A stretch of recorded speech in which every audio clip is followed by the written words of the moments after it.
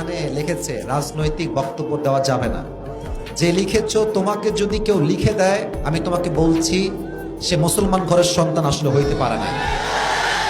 এই জীবনের প্রথম আমি আমার মাহফিলে এরকম স্লিপ পাইলাম, বেটা দেশ কারো বাপের না, এখন দেশটা মুসলমানদের দেশ। এইসব বাটপারি আর কইরেন না, জনগণের মায়ের খাইলে বাঁচতে পারবেন না কিন্তু আপনারা। এটাকে আপনি আওয়ামী লীগের শাসনামল পাইছেন নাকি? মিনা পিঠায় হাত দিয়ে ভেঙে ফেলবে যুবক ভাই। রাজনৈতিক বক্তব্য দেওয়া যাবে না মানে?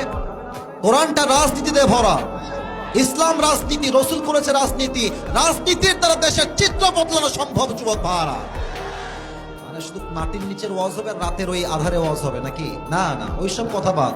আমার কথা একটা, সাইদি সাহেব বলতেন বিড়ালের মতো 500 বছর বেঁচে থাকার কোনো দাম নাই, সিংহের মতো 1 ঘন্টা গর্জন দিয়ে আমরা বাঁচতে চাই। আপনি যা করার করে নেবেন, কোনো সমস্যা নাই। কথা বলবো কোরআন থেকে, হাদিস থেকে। যার ভালো লাগবে না সে নমরুদের সন্তান, সে ফেরাউনের সন্তান যুবক ভাই। যে দিয়েছো, যে তোমাকে কেউ দিয়ে থাকে তাকে সাবধান করে দিবা। এটা আসিফ হুজুরের মাহফিল, বাড়াবাড়ি করে যুবকরা 1 চুল পরিমাণ কোনো ছাড় দিবে না।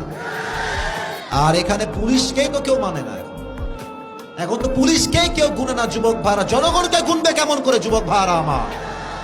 আমার যেটা মনে চায়, যেমন ভাবে মনে চায়, কোরআন থেকে হাদিস থেকে বললে আপনি শুনতে বাধ্য থাকবেন যুবক ভাইরা।